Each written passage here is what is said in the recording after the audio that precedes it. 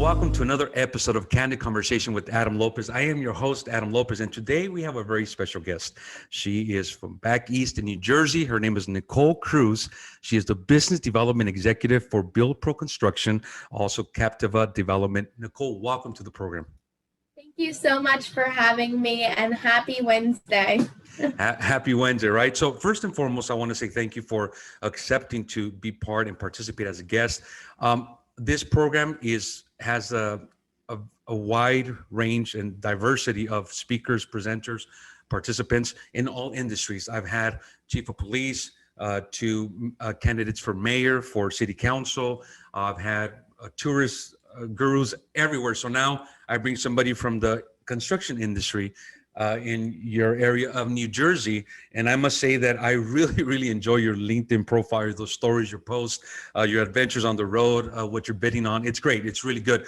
But I want to start off by asking, how are you doing? How has this pandemic changed or impacted Nicole Cruz? I'm doing good. This entire situation has definitely been crazy, to say the least. So here in New Jersey, I am in the tri-state area, right next to the city, the epicenter of COVID. And we got hit really hard.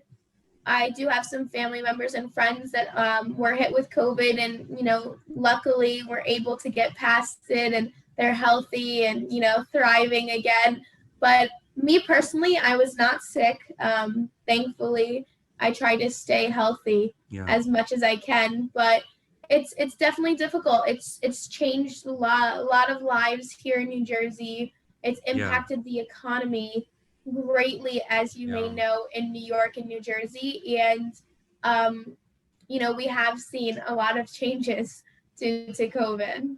Well, I'm glad to hear you're doing fine. You're doing good. Unfortunately, there's those families who cannot say the same. They've lost loved ones, and it's certainly impacted at many different levels, different people. Some have passed away, some are still sick. I personally have relatives and friends who have lost loved ones. I have actually my best friend, he lost seven family members in a span of 2 weeks, which was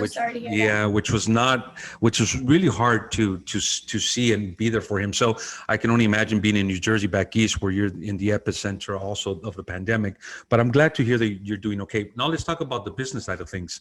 How did this situation, which I'm sure back in the beginning of March, it just turned the world upside down for many industries, but the construction, everything that has to do with contractors and vendors or whatnot, how did it specifically affect Build Pro and you yourself speaking? So for Build Pro, luckily I'll start with an office environment.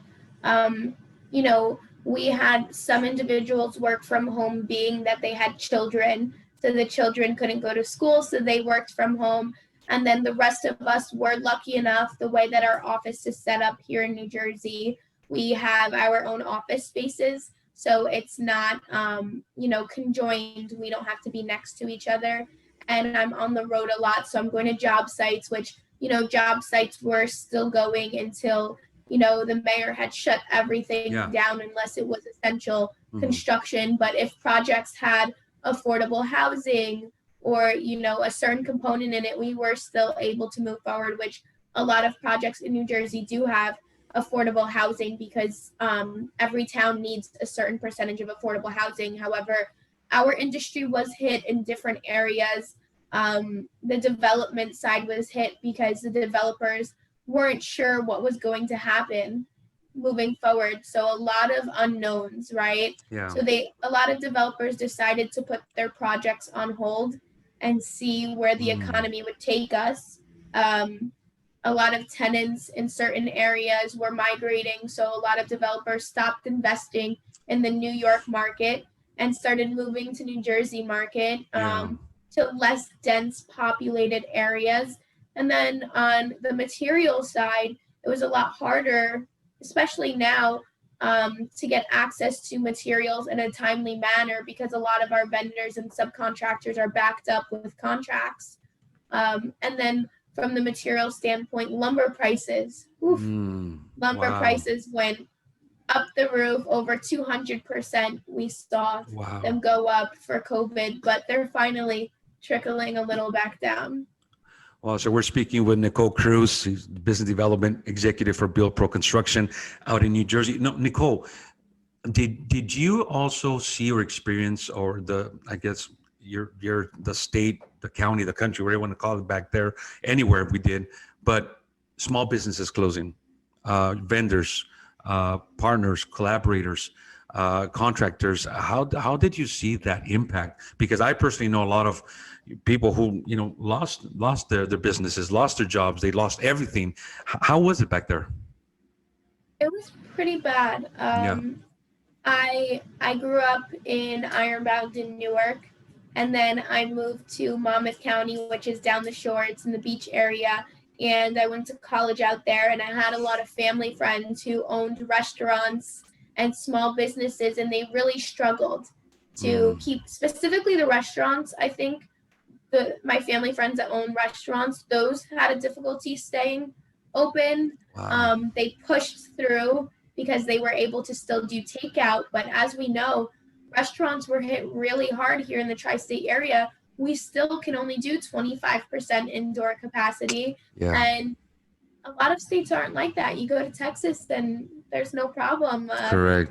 Go to other states, it's like COVID never happened. Here in New Jersey, we're still, we have to wear masks everywhere. We have to, bars and restaurants, you can't dance. You have to stay at your table. Yeah. So people are getting a little stir crazy. But small businesses were definitely affected. The main businesses that I saw that were doing well were the supermarkets, Targets, Walmarts.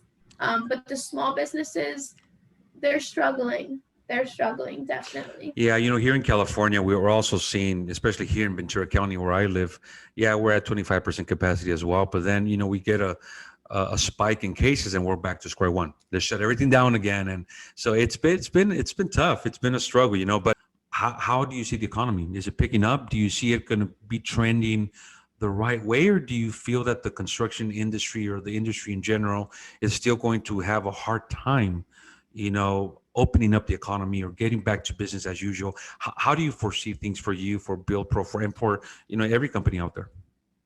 So I think every industry is different.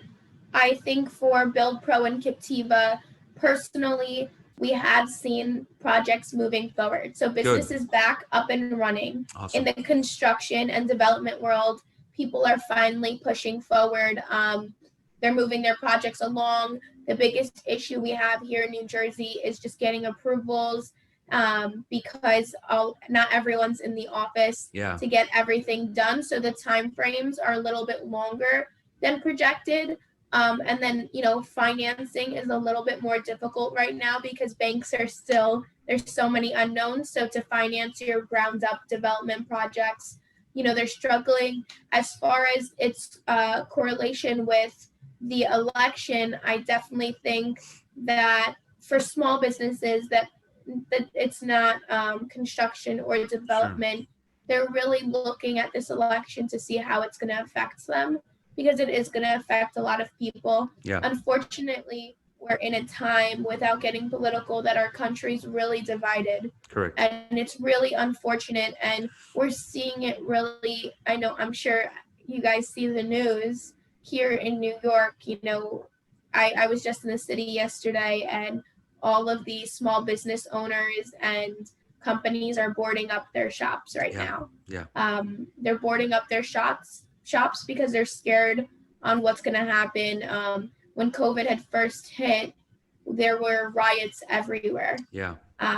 There were riots, streets were closed down. My brother's a cop, so he would update me on everything going on. But we definitely are praying for things to push along for small businesses, and hopefully we can stay together and united as a country and community.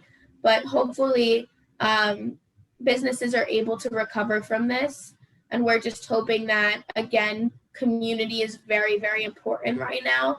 I think our main what's most important to me personally as Nicole is seeing the school systems get back on track for the children. Correct. Because so many children aren't able to get the proper education right now. I know if I was a kid and I had to learn from a computer instead of being in class, I would never be able to focus. Correct. And then a lot of people lost their jobs, right? Yeah. So think about how many people in the economy are bartenders or servers or, work different jobs where they're not on salaries, or if you are on a salary, are you still employed? Did you get a pay cut because your business has to make up for what they've lost? So. Yeah. I'm in agreement with you. There's no doubt that, number one, unfortunately, the country is divided at this time. There's a lot of families, a lot of individuals that are hurting at different levels in life, whatever, they're going through at this time. And we hope, like you said, we pray that all these things, come back to normality, especially the education system.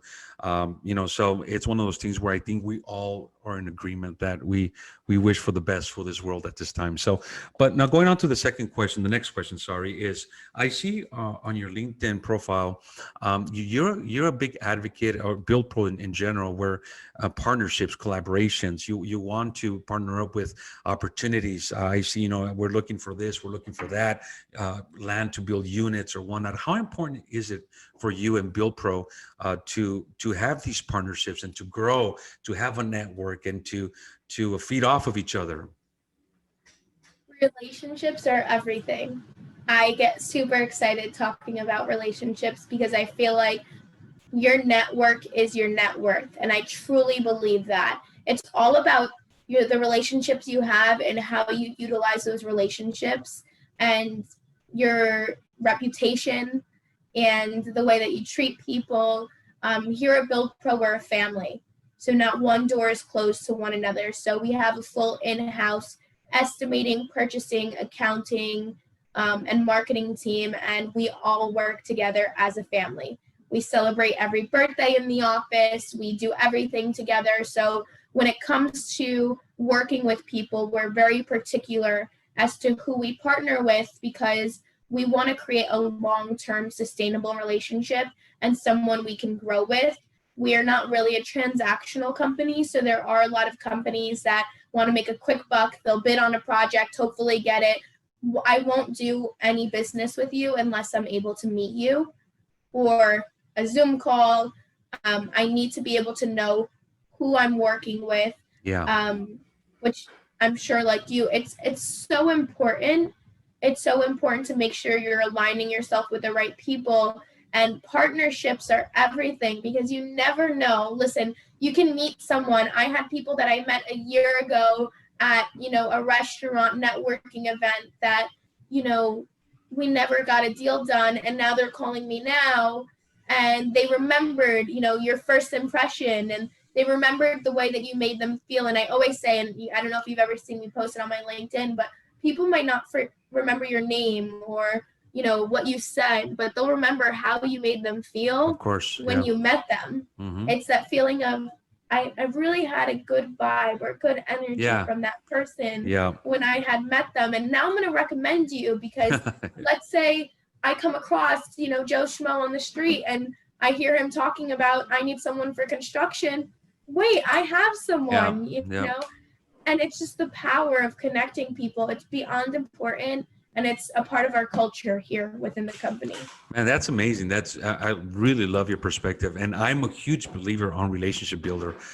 When you build relationships, it's like the trust will, by itself, it will just create itself, right? When you establish relationships, the trust comes along, and then you have a great network. And I agree with you 100%. And I think that's awesome that you have that perspective in life, because when you network, you just help others, they help you, you help them. It's great. So now, talking about your LinkedIn profile, I came across something that really intrigued me and really caught my attention. I'm a huge believer on community, nonprofits. A lot of people don't know this, but I actually am a sitting commissioner for the city where I live. And I'm also on the advisory board for the chief of police, and I'm the community liaison for my local church. So I do a lot for my community. And then I ran across the article you posted where you have partnered up with some of your friends, I believe, and it's the nonprofit organization called Aspiring Mentorship Program. Please tell me about that. What Oh is my gosh. what is it, and what does it mean to you? Because I just saw your eyes lit up, so I'm sure it's very dear to your heart. Yeah. So where do I even begin? For me personally, giving back is beyond important. Growing up, I always struggled with deciding as to whether I wanted to dedicate my life towards philanthropy work, and I actually was going to enlist at myself, and I was going to just, travel the world and dedicate myself towards, United Nations and just do that. That's what I wanted to do. I wanted to live a very simple life. And then I realized I also had a business side of me that wanted to create a sustainable financial future so I can provide for my children one day, because I didn't have that, financial freedom growing up. So for me personally, I grew up in a foster home. I didn't have, the luxury. I grew up in Newark, and my foster home was in North Newark, and I struggled without having my parents. And I also grew up with an incarcerated father. So, it was a very different childhood experience for me. And being in Newark, which is an inner city, being a minority, being a female, the opportunities weren't the same. And I didn't let that become an excuse for me. I don't like excuses. I don't like pity parties. Anyone who knows me knows there's a bunch of excuses out there, but at the Yeah, end of the day, if you want something, what's stopping you from grabbing it? go It's get it. you. Yeah, go get it. You're who's stopping you. So as soon as I had the financial ability to start getting involved in philanthropy, the first thing I did was I got involved with an organization, and I actually sponsored children in Ethiopia once a month, and I sent $30 a month, and that Wow. was the first. It was called UNICEF, and I had 2 children in Ethiopia, and for me that just wasn't enough. Then when I went to college, I got chosen to go to Haiti, and I went to Haiti for 3 weeks, and I stood at an orphanage there, and we helped build the orphanage and did construction there. And I actually, you know, without getting religious, but I got baptized in Haiti, and I just had the most amazing experience working there and just giving back, to the point of me wanting to get involved in any way I can.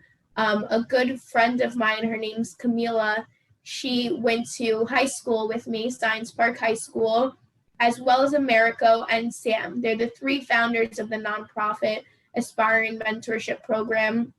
And as soon as I saw them posting about it, I said, oh my gosh, I said, I've wanted to get involved with something like this. I wanted to start my own nonprofit. Specifically for me, I would have had it tailored towards children with incarcerated parents and foster homes, because that's my personal experience. But wow, I love what you're doing. I need to learn more about it, and how can I help?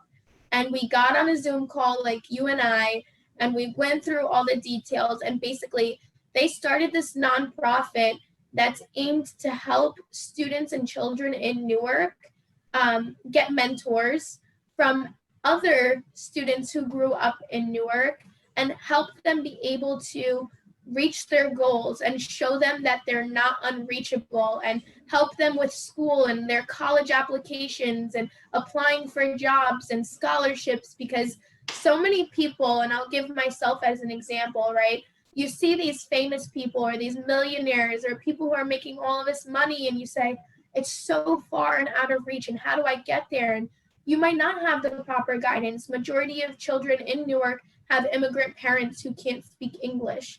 So, they can't assist them as well as another family, or they don't have their parents, or they're not financially capable, and they're funding their way through college. So how do you navigate through this process better with a mentor who's been through your exact experience? I don't think there's anything better, because you can't say you don't understand what I'm going through. Correct. I understand what you're going through. So what roadblocks they faced was they approached the Board of Education in Newark, and the Board of Education really liked the idea, and they wanted to adopt it for all of the high schools. With that being said, they brought it then to the legal team, and the legal team said, in order for them to move forward, you not only need insurance to cover you guys, but you also need to background check on a federal and state level all of your mentors. So what had started as an idea of the three of them just creating this nonprofit, no one was getting paid, let's just give back, turned into, oh, we need money to be able to do this if we want to scale it. And so that's why they started the GoFundMe, to try to raise money so that they're able to get insurance at least for a year and then move from there. But it's something I'm really excited to be a part of and be involved in. So I'm really passionate about it. That is amazing, Nicole. And it's interesting how sometimes we look at profiles and we look at individuals on social media and we never know their history. We don't know where they come from. We're talking to Nicole Cruz, and she was part of the foster system. My sister works for the Casey program in San Diego. And the story she tells me, Nicole, and I'm sure you know many, it's just heart-wrenching. It breaks my heart when you hear these stories of children, what they have to go through, and for you to be brought up in the foster system, and for you to, have an incarcerated father and your upbringing, and then to see where you're at now and what you've aspired to, and the fact that you want to give back. I mean, it speaks volumes of who you are and what you've done. So, we're speaking to Nicole Cruz. She is a business development executive for Build Pro Construction and Captiva Development, in New Jersey and I think out of Texas as well, right? So I just want to thank you, Nicole. I want to thank you for being on this program. I want to thank you for sharing your story, because it's not just about business. It's not just about politics. It's about the person, who we are, where we come from, our upbringing, and what we can offer. I think you and I share the same feeling, where it's relationships. It's never transactional. It's relational, right? It's relationships. That's what we got to strive for. So again, I want to thank you. If anybody who listens to this program wants to learn more about Build Pros, I'm just going to say the website is www.buildprocs.com. You can go visit their website and learn more about what they have to offer. So Nicole, any last words before we end this episode? One, thank you so much for having me. I love speaking to new people and, sharing my experience in hopes I can inspire people, or, if they have any questions about how I got into the industry and, how to navigate through this world, I'm always all ears. Feel free to share my contact information as well. I'm more than open to speaking. And I hope you all stay safe, healthy, and just keep pushing. I mean, there's nothing more to it. Just keep pushing. And I wish you nothing but the best. Thank you so much. We've been speaking to Nicole Cruz, and you've been watching and listening to another episode of A Candid Conversation with Adam Lopez. Thank you so much, and stay tuned. Thank you.